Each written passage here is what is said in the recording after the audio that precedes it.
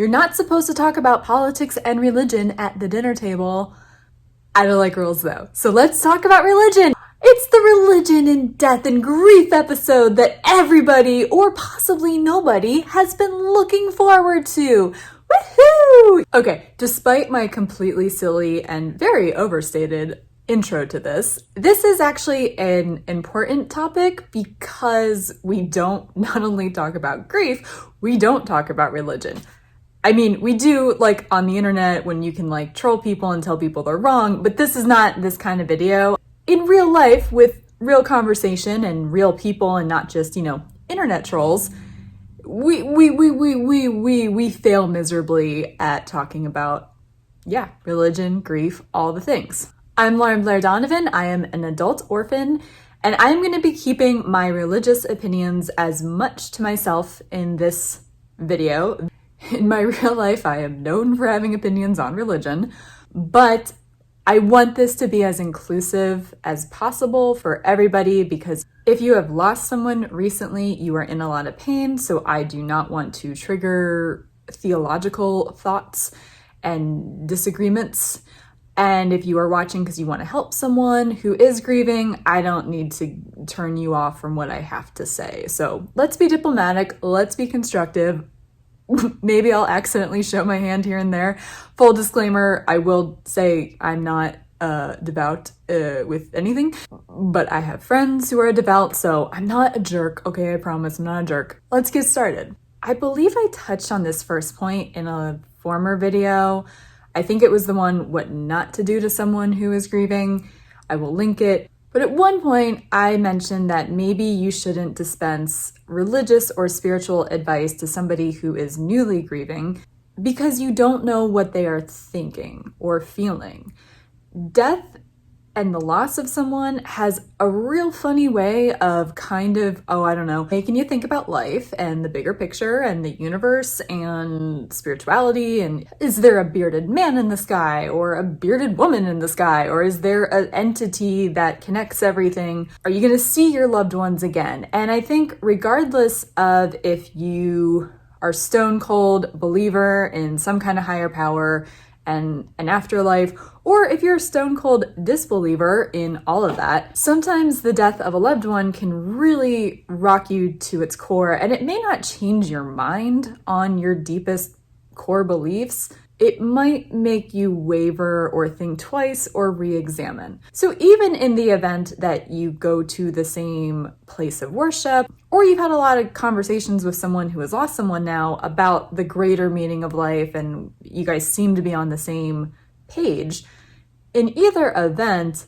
you don't know what they're thinking at that exact moment. So even if you think you're like twinsies and you both believe in like Thor, the Norse god, and you like pray to him every day, maybe they're not praying to Thor anymore, probably because no one, I don't think is, but anyway, not the point. By you mentioning something as, no pun intended, but gospel, by giving advice that's spiritual or religious and you believe it to be gospel for the both of you, you don't know if deep down they're questioning everything. So in addition to being very upset or having a range of emotions regarding the death of a loved one, you might accidentally be putting them on the defense internally. Most of us were raised to be polite, which results can vary because sometimes it's good to speak your mind, but most of us will probably not call out, hey, I don't want to talk about this, or hey, maybe I don't believe this anymore. However, people are not at their most emotionally adept in the initial weeks after losing someone, if not for a while. So, especially if you catch them on a sleepless night, they might not have a filter. Do you really need to get into a theological fight with someone? Do you? I don't think so. That's the last thing they need. That's not going to make you be helpful in the future because they might not trust you. I think leave religion and God and whatever you talk about when you do acid out of the conversation because it could be very dicey. That said, there is an amendment to this. If the griever decides to bring up religion, then I think it's very safe to proceed with thoughts on religion and life and all the things. Because the griever is saying, this is something I want to talk about, or maybe they're saying this is something that's giving me comfort, or maybe they're saying this is something I'm now questioning. I'm a big fan of letting the griever lead the conversation and own their own narrative. Too often in life, with other forms of problems and pain, we as people are told how to feel about things or told what we should or should not talk about. And in the case of something as extreme as the death of a loved one, I think that's a chance to let somebody say whatever the hell they want and have it be a safe space, probably most importantly, in addition to that. If I'm talking too abstractly, I think y'all should go watch the movie Steel Magnolias.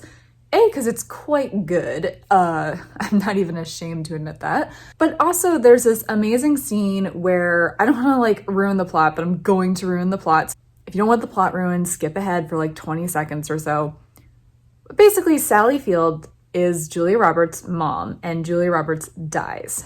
And they're in the cemetery, and Daryl Hannah became this born-again Christian in the film, and she starts trying to comfort Sally Field about how Julia Roberts is with Jesus now, and that makes her feel better. And Sally Fields kind of flips out in a really amazing Oscar-worthy way, where and these are Southern ladies, it's a character point that they all love Jesus and going to church and wearing hats when they go to church. That's the world they live in. So Daryl Hannah was not telling a Jewish lady about Jesus. She had the home court advantage. But Sally Fields loses it because the death of your daughter is a huge deal. And she didn't really want to talk about how it's great her daughter's in heaven when she wants her daughter here with her. The emotion is raw, it is real, I'm not a big crier, but that scene makes me cry every time and I hate it. I still watch the movie because it's good. But yeah, unless you let the griever tell you how they feel or what they're thinking, you could be Daryl Hannah being screamed at in a cemetery by the person grieving. So think twice if you want to be that. Okay, this might sound like a Captain Obvious thing, but my golly, it is not. Don't insult someone who's grieving's intelligence. I just kind of made a point that maybe let the religious person bring up religion. But this goes doubly, if not triply so, if you've never had a conversation about the meaning of life and if there's more to it than just this life, that's a bad idea. I'm probably going to say this in more videos than not where I'm point blank making fun of people, so sorry, not sorry, but here's my disclaimer. I do believe that most people who I'm making fun of have good intentions. I am on their side with where their heart is. Not all behaviors are awesome in the way that they're executed though. I think it's really strange whether you're in a park and a stranger approaches you or whether you're just, minding your own business, watching the Flintstones as an adult, and then you get a knock at the door and you go to see who it is. Whether it's the person in the park or the person at the door, I think it's the funniest thing in the world when people are like, have you heard of Jesus? No, who is he? I've never... Jesus. Doesn't ring a bell.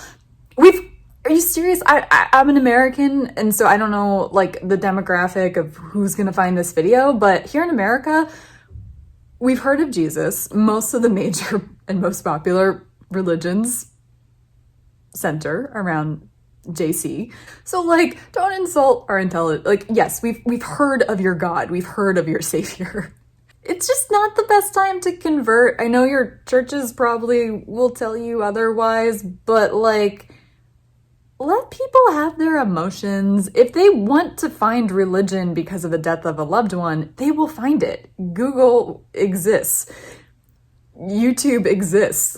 People can find anything on the internet if they're curious. So you don't need to be their Yahoo search engine and tell them what to think. They are gonna, trust me, they're gonna be thinking about spirituality one way or the other.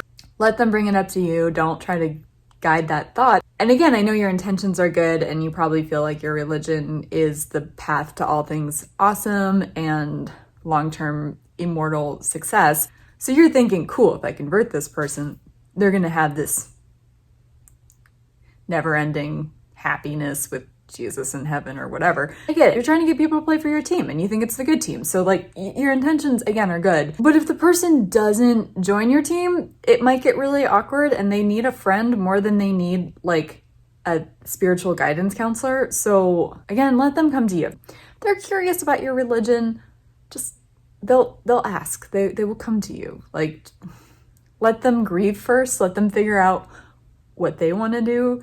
I've never heard of somebody, you know, losing their dad or their sister and then they like turn to Satan. Like I've literally never heard of that.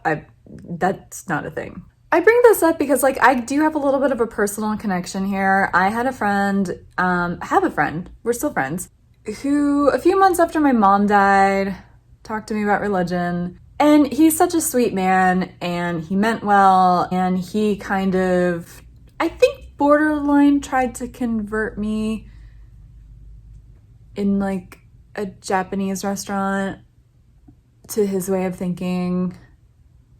Yeah, that's definitely what happened. It was like 6 months after my mom died and he was, we were catching up. We hadn't really seen each other much and I was just expressing like, yeah, being new in town with a dead mom, not fun, not easy. You know, I wasn't crying. I was just being candid. And then he launches into how his particular religion comforts him and sort of wanted to see if it would help me. And again, intentions were good and we're still friends, but it was a little awkward. I kind of had to explain my lifelong journey with religion in a way that didn't offend him because sometimes I get nervous around people who are super religious at being offended at the idea that I maybe disagree. So I was put in a position where I had to be gentle AF. I feel like this friend, because we didn't know each other that well because when I was in LA and my mom died, I hadn't been there that long. So unless it was a family friend out here, most people didn't know me that well. But it was not a bad conversation. It went well, but it was kind of like, it's weird to have to reject someone's lifestyle that you didn't ask to be brought up when you're just in the middle of sharing and shooting the breeze with a friend. Like, it was the last thing that I needed. What I needed was to be checked in on more. That's what I was talking about. Like, feeling a little lonely, being new in LA, and my mom just died. And like, he's such a sweet guy, but he was not one of the people of my new LA friends who was checking in on me. And he didn't really check in on me much after this conversation. He didn't hear what I was actually saying. There's a lot of videos already. There'll be more videos coming up. Let the grieving person say how they feel, say what they need, believe them, hear their narrative, see them for where they're at, and act appropriately. Don't project what you want onto grieving people. I love my friend dearly, but there was a little bit of projection going on his end, and it's all good, but I wanted to share because I think it's what people do. So yeah, no one wants to be in a Japanese restaurant being like, oh, I don't believe in the deity that you worship. But cool. Glad you brought this up in the middle of me saying I miss my dead mom. It's not a good time. And the third thing that I really want to point out, it's kind of my favorite bullet point because it's the most ridiculous. But again, not just relating to death and loss and grief. Oh, we love to just give advice as people to like fill the space. You know, we love it. We all want to be Oprah, you know, helping people have aha moments. Not all ideas are very well thought out. I think especially with death and loss, since we are very uncomfortable as people in this culture, in this modern day society, we don't like talking about death and grief. So people really freak out and it really gets weird when people try to give spiritual advice based on I don't know what. So my favorite anecdote, when I was a teenager and my dad died, this is such a good story. One of my friends went home to her mom and was very sad for me, for my family, for my dad. And again, good intentions. They're always good intentions, right? And was like, it's just so unfair that Lauren Blair's dad died at 48 years old. That is so young. He was such a nice, kind man. Everyone loved him. Like, what is the point of this? Why would God take this beloved man from a community and family that loved him so young? And her mom said something to the effect of, people die when they've acquired all the wisdom that they need to move on to the next world.